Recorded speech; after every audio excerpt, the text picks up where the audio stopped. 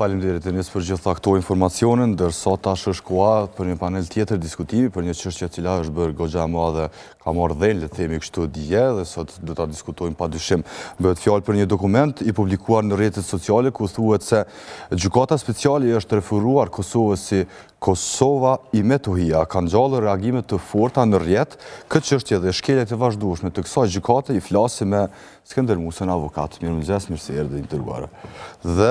Besian Behen e kemi në lidhje direkte nëse nuk gabohem. Edhe po fillojmë, ja e kemi. Besian, mirëmëngjes, Besian. Mirëmëngjes. Atëherë, po nisim me juve, zotëri Musa. Për hir të korrekcisë dhe për gjithë shikuesit, besoj që ka dhe shikues të ri që tashmë veç janë bashkangjitur programit të mëngjesit. Çfarë do të thotë termi Kosova i Metohia? Termi Kosova i Metohia është një term nënçmues për Kosovën dhe popullin e Kosovës që përdoret nga Serbia. Është term pejorativ, sikur një pjesë të shqiptarëve që përdorin për serb fjalën shkije, ashtu është e njëjta edhe për neve Kosovë e Metohia, mirë po lidhet edhe me marrjen e autonomisë dhe përpjekja e regjimit serb edhe në të kaluarën edhe në të tashmen që Kosovën ta ndajë në dy krahina, në krahinën e Dogaxhinit dhe rrafshin e Kosovës, dhe është një mohem e subjektivitetit juridik Kosovës në kohën e Jugosllavisë. Është mohuar autonomia që ka pas Kosova përmes këtij termi dhe tash përpjekja për ta rënuar subjektivitetin juridik të Republikës së Kosovës. Ta përdor gjykata speciale një term të tillë, çfarë do të thotë kjo? Në radhë të parë, të gjithë të punësuarit në kuadër të dhomave të specializuara të gjykatës, të prokurisë dhe hetosit të policisë janë të punësuar në kuadër të institucioneve të Republikës së Kosovës. Dhe kjo është në kundërshtim me vetë Kushtetutën e Kosovës, në kundërshtim me rendin kushtetues të Kosovës. Këtë rast kemi shkelje të Kushtetutës dhe rendit kushtetues të Republikës së Kosovës. Me pakta që duhet të bëhet, ai zyrtar është dashur të shkarkohet dhe gjithashtu mund të themi që mund të ishte shtetas i Kosovës për shkak se ata kanë edhe imunitet, se janë si ndërkombëtar që janë ardhur në thojza për me ndihmu drejtsinë e Kosovës, sepse po të ishte shtetas i Kosovës, do të konsiderojë se ka kryer vepër penale kundër rendit kushtetues të Kosovës. Mirë po, në këtë rast, më e pakta që do të bëjë gjykata speciale është që nëse është i punësuar ende ai person, ai zyrtar i dhomave të specializuara të gjykatës apo të prokurorisë, më e pakta që është duhet të merren masa disiplinore dhe të largohen nga puna. Mirë, faleminderit. Besian, tek ju po inkuadrohemi, sa skandaloze është një lëshim i tillë, apo është lëshim me qëllim apo pa qëllim një gjë e tillë?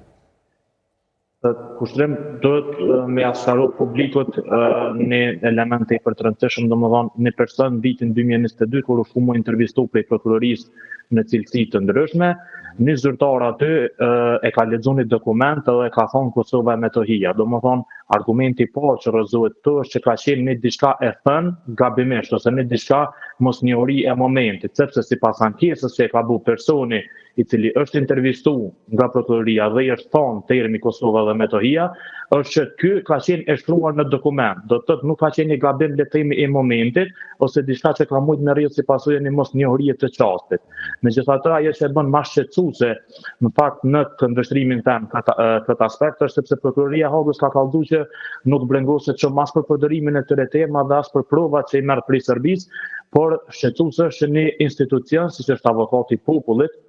që është kryesor për mbrojtjen e të drejtave të njerëzit, e ka rrëzuar ankesën e personit, domethënë është personi Sefer Goxhulit, e ka rrëzuar ankesën e këtij dëshmitari, me arsyetimin se prokuroria e Hagës e ka bërë një gabim të paqëllimshëm. Domethënë realisht nuk është marrë për bazë një shkelje e të drejtave të njerëzit në këtë rast që është bërë ndaj personit në fjalë, sepse është term pyes edhe ja ka cenu identitetin e vet shtetëror, por është marrë për bazë një arsyetimi prokurorisë ku thuhet se ka qenë një gabim i paqëllimshëm. Edhe për mua shumë më skandaloz është ky vendim i avokatit popullit, se sa fakti që një zyrtar ndoshta i prokurorisë së Hagës ose me qëllim ose pa qëllim e ka thonë këtë jo, sepse po e përsëris prap, është vërtetuar që prokuroria e Hagës nuk brengoset shumë edhe nëse i dalin ndonjë lidhje me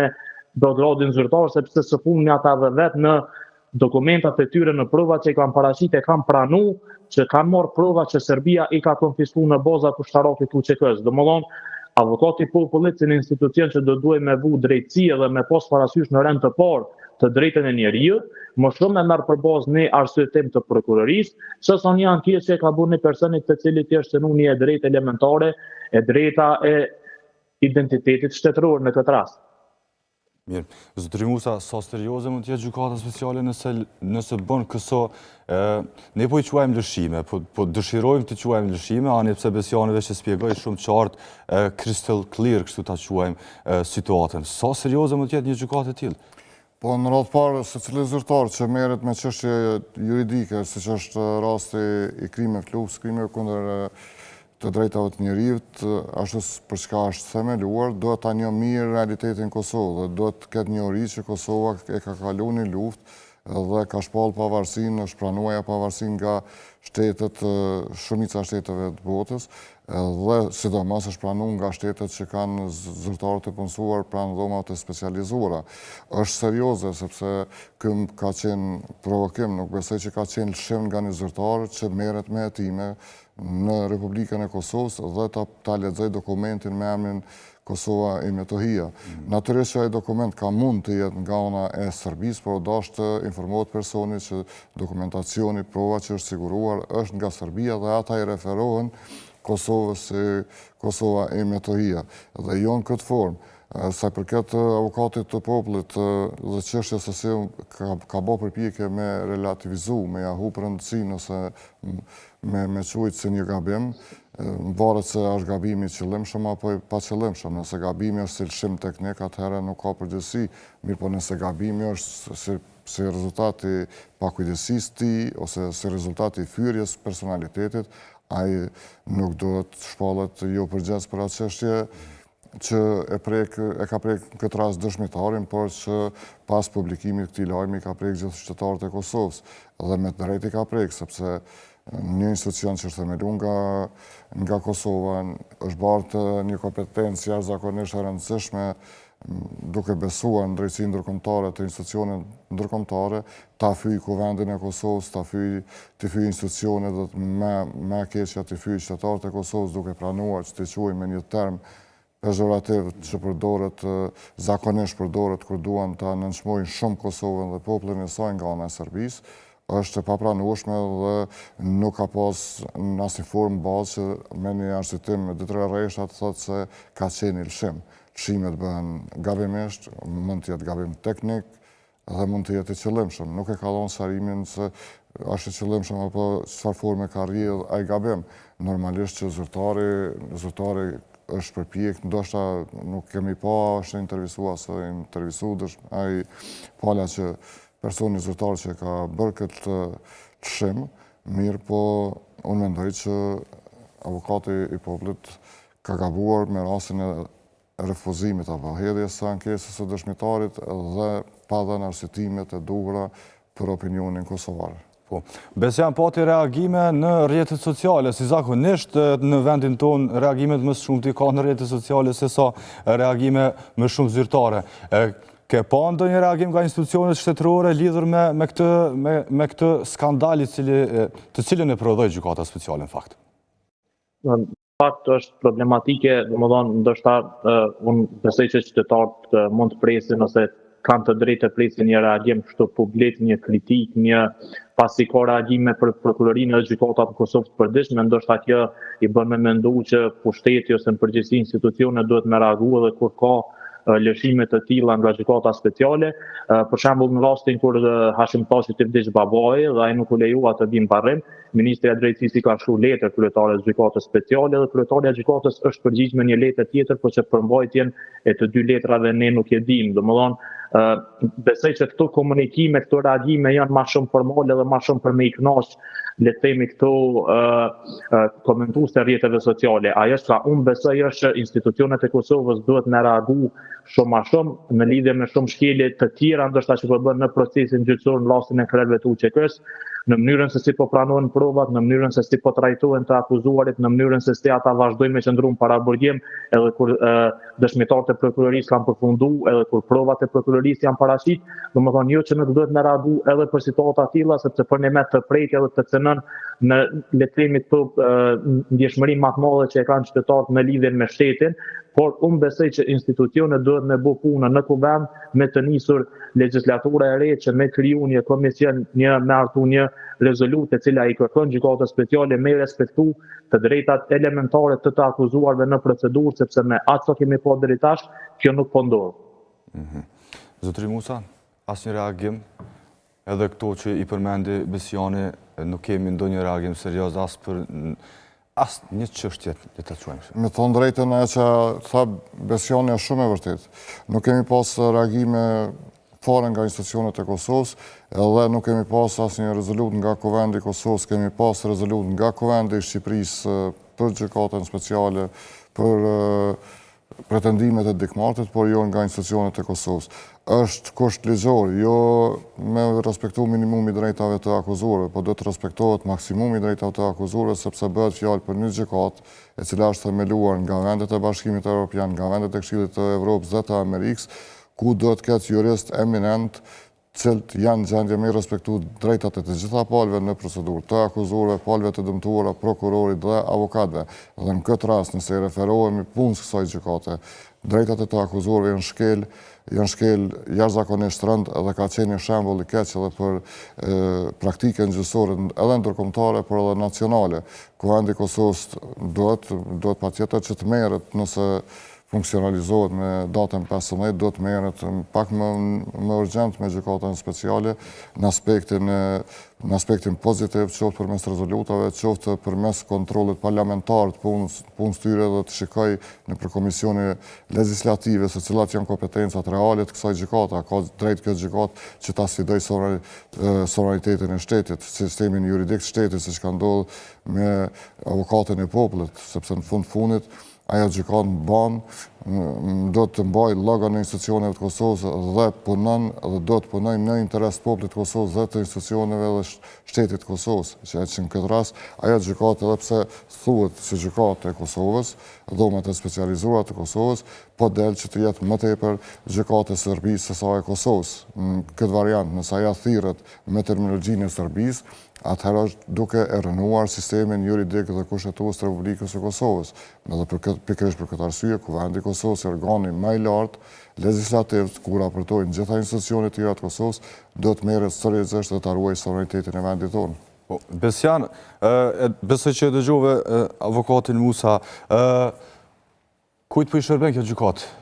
Me këto terme, me këto lëvizje, me këto, le të themi, terme pejorative që u përmendën në diskutim? Unë për vete si gazetar që i përcjelli këtë seanca të më me thonë që e një ndësha procesin, nuk du më ullqu shumë në komente, ndësha është ma shumë e avokatit, vazhdojmë me thonë që kjo gjykatë duhet me ulan me punu edhe me kry punën e vetë, por na duhet jemi të zëshëm, duhet jemi kritik, duhet ta monitorojmë e ta përcjellim, sepse që puna e kësaj gjykate tek Sovuni ka nisur me përcjell me vëmendje në Kosovë. Domethënë unë besoj që ndonjëherë na nuk kemi qenë të vetëdijshëm se sa është i rëndësishëm procesi gjyqësor që po zhvillohet atje, jo vetëm për të akuzuarit, por në përgjithësi për historinë e Kosovës, sepse në bazë të 35 të akuzës ata akuzohen si pjesëtar të një ndërmarrje të përbashkët kriminale. Dhe në momentin kur në Kosovë nuk ka pas interesim, nuk ka pas vëmendje, nuk ka pas le të themi hapësirën e duhur në shumë media të tjera, nuk po flas për Klanin nëse për media ku punojnë, po seancat nuk janë përcjellë ose janë përcjellë vetë spontanisht sa më përcjell. Kjo ka bërë që gjykata speciale me pas një farë mungesë të llogaridhënies ndaj qytetarëve të Kosovës. Unë për veti kesh në Hag, edhe kur unë gjitëm në hapësirën për publikun sipër, gjyqtarët na hedhin shikime domethënë tepër të çuditshme sepse nuk ishin mësuar me publik edhe gazetarë, që ndoshta e përcjellin edhe e monitorojnë në vazhdimsi punën e gjykatës. Unë besoj që gjykata duhet me i shërby drejtësisë edhe vazhdoj me besu këtë, edhe pavarësisht krejt këtyre lëshimeve dhe krejt këtyre gabimeve që na i kemi diskutuar në baza ditore, por mendoj që edhe BE-ja si institucion që e financon, edhe shtetet e tjera kontribuese, edhe shtetet e Bashkuara të Amerikës, nuk duhet me synu as me ja ndal punën as mandatin gjykatës. thjesht duhet me bu ata që e bujnë shtetet normale, me mundësu që në këtë gjykatë me u ofru drejtësi dhe me u respektu të drejtat e njerëzve që po akuzohen. Nëse ata janë në paraburgim, nuk do të thotë që ata nuk e kanë asnjë të drejtë. Praktikat ndërkombëtare i kanë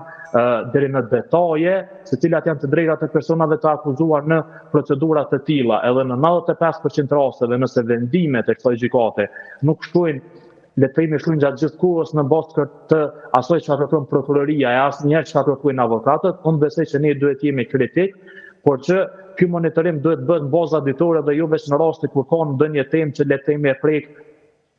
sentimentin e qytetarëve, siç është rasti i fundit me këtë termin që është përdorur. Po, me që përmende që ke qenë në Hagë, po s'ke qenë vetëm, ka qenë një grup goxha i madh i gazetarëve. Ndonjë prapaskenë situata se si ishte ndonë se nuk mund të ketë ndonjë diçka shumë të madhe, por ndonjë hentës, ndonjë prapaskenë atje si ishte situata? Kushtrim është krejt ndryshe prej asaj që na e kemi mundësinë me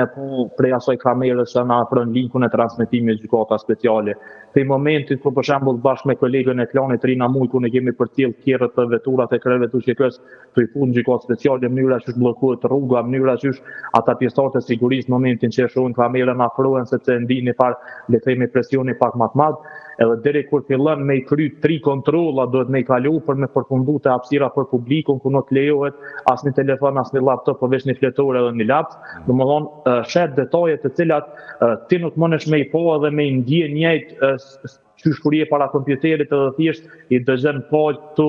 diskutu për tema të ndryshme ose dëshmitarët se çka po thonë. Domethënë është komplet ndjesi tjetër, edhe ti këto e vren në momentin që hapen perdet edhe gjyqtarët edhe prokurorët edhe avokatët edhe të akuzuarit i shërtu UÇK-s të shikojnë me një tjetër sy për shkak se nuk janë të mësuar që na hapësirën për publikun me pas njerëz. Domethënë, as ambasada e Kosovës në Holandë ndoshta nuk ka qenë mjaft aktive që me bërë organizime ndryshme, me çu student, me çu jurist, por derisa duhet me thëjcu, Serbia ka pas organizime, ka pas studentë juridikut që në shkollë dhe kanë monitoruar seanca, ka pas juristëri që e kanë mbushat hapësirën për publikun e në anën tjetër, domethënë, unë mendoj që na si shoqëri në përgjithësi, si institucione, por edhe si shoqëri kemi dështuar me përçuçet mesazhin që ky proces për neve është shumë i rëndësishëm. Pa marrë parasysh cili është vendimi, domethënë, thjesht që kjo gjykatë me nejt mbi kry gjykatës për me ofru drejtësi cili do që tjetë ai vendim. Mirë Besjan, faleminderit për gjitha këto informacione dhe për opinionet tua, shpresoj të takohemi se ka herë si mi po me ty, Besjan. Mirë, po kthehemi për një pyetje të fundit. Apo u shkelen të drejtat gjithë atyre që janë në Hagë, thaqit dhe të tjerëve? Nga këndi e avokatit ka pas raste kur kemi pas perceptim se po shkelen të drejtat të akuzuarve. Mirë po në çështjet juridike, në çdo vendim ku ka të drejtë ankese dhe çështja shkon deri në shkallën më të lartë, atëherë në aspektin juridik nuk mund të konsiderohet si shkelje drejtave të njerëzit apo drejtave të akuzuarve nëse në një vendim ka refuzim të kërkesave apo ankesave të palëve në procedurë. Këtë drejtim nuk mund të themi në mënyrë të prerë në aspektin juridik që ka shkelje të drejtave të njerëzit, mirë po mund të themi që gjykata speciale apo gjyqtarët e gjykatës speciale kanë një dozë më të madhe mosbesimit në institucionet e Kosovës dhe në të akuzuarit se të njëjtit po të lehen liri mund të mos e pengojnë drejtësinë dhe do t'ju përgjigjen të gjitha ftesave të gjykatës. Kanë shumë dëshime se fuqia atyre apo ndikimin në dëshmitar dhe pengim procesit të drejtësisë mund të jetë shumë e madhe. Zotëri Musa, të falenderoj për kohën dhe ka dëshpërinë që patëm me qenë me neve sot. Ishte kënaqësi, faleminderit edhe për ju. Atëherë të dashur shikues, një shkëputje shumë e shkurtër sepse kemi një mysafir jashtëzakonisht të veçantë. Mos ndroni kanalin.